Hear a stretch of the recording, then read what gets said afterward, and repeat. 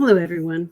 I want to talk to you about words and the fact that words are everything. Communication is everything, and words can kill. Over the years, I've had a number of medical office assistants. Most were good, some were outstanding. And today, I'd like to tell you the story of one who was exemplary. He was never late to work. He never came in and insisted upon finishing breakfast before rooming our first patient, which, that alone means exemplary. He was so personable that while rooming patients, they would pour their hearts out to him. They would tell him all kinds of things about their personal and academic lives in that 3 to 5 minutes that he was in there that they would never tell me. He would come out and tell me that some teenager's life was crashing all around him, despite their depression screen being normal.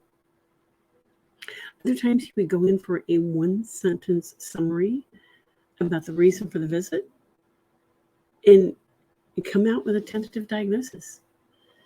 He would saunter into my office, hand me the clipboard, and say, "Now, I'm not a doctor, and I can't practice medicine, and I can't say that this child has strep throat, but I'm going to have a swab ready for y'all," and flash me this big cheesy grin. And 90% of the time, that child's strep screen would be positive. He kept me on time, on track, and kept my whole team positive and upbeat. He was a pleasure to work with. Like everyone, he had bad days, but he would turn his bad days into a funny story, and we all laughed with him, usually.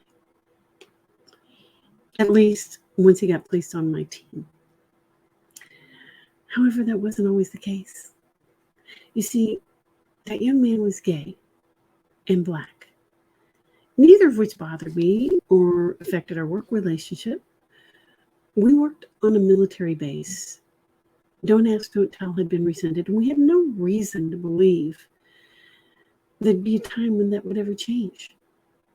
Everything was cool on our team of 2 medical assistants, a nurse, and myself.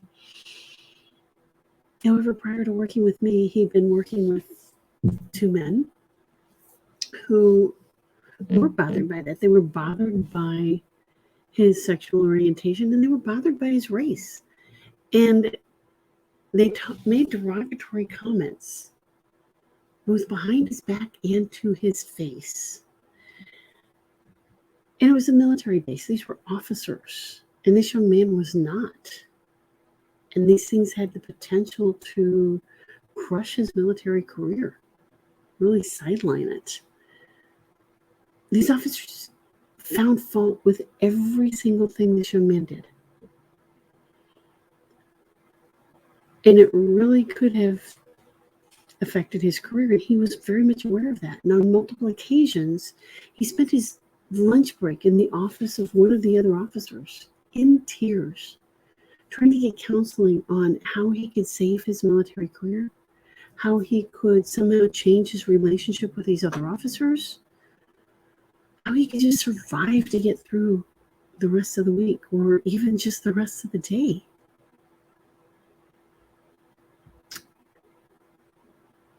Now, I know this isn't the way it works on every military base. I'm very much aware of that. I have family in the military. I know this isn't typical. I've also had jobs where I had very close relationships with bases in other geographic areas. And I know this isn't how it always works. But this is how it worked in this situation. And then he was transferred to me, to my team. And the bullying lessened dramatically.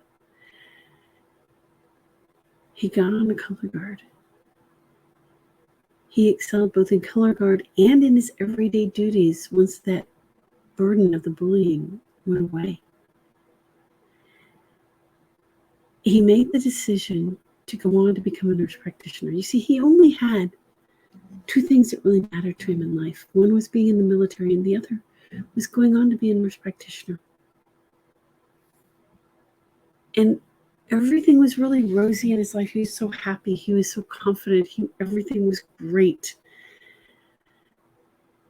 Unfortunately, I was a contractor, and I wasn't destined to stay there because he wasn't the only one being bullied. So I left. I went on to my next position. And after I left, he was placed back with one of those men who'd been bullying him. And it got worse. And he went into counseling. He got professional counseling to deal with the situation. And it wasn't enough. He asked for more help and didn't get it. And he turned to alcohol. He wasn't drinking while at work or on duty. He's drinking after work, but it was enough.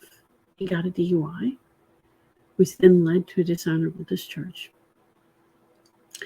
And he felt strongly that this dishonorable discharge, being on his record, would be enough to keep him out of nurse practitioner school. So he'd lost both of the two things that were most important to him in life, or at least that's how he saw it.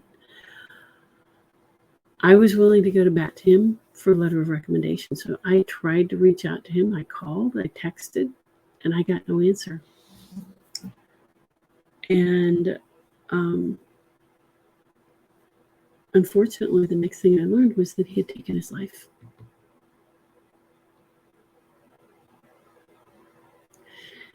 Communication is everything. Your words have power. You have the power to drive someone to the point of taking their own life, or pulling them back from the edge and having them not do that. Now, at the time this happened, I was not yet a coach. I didn't have the tools and resources to be able to help him as much as I would have liked. I couldn't pull him back from the edge. More importantly, I couldn't teach him how best to interact with the officers who were bullying him. I now have those resources. I now know how to do that training. And I can help you train other people to do the same.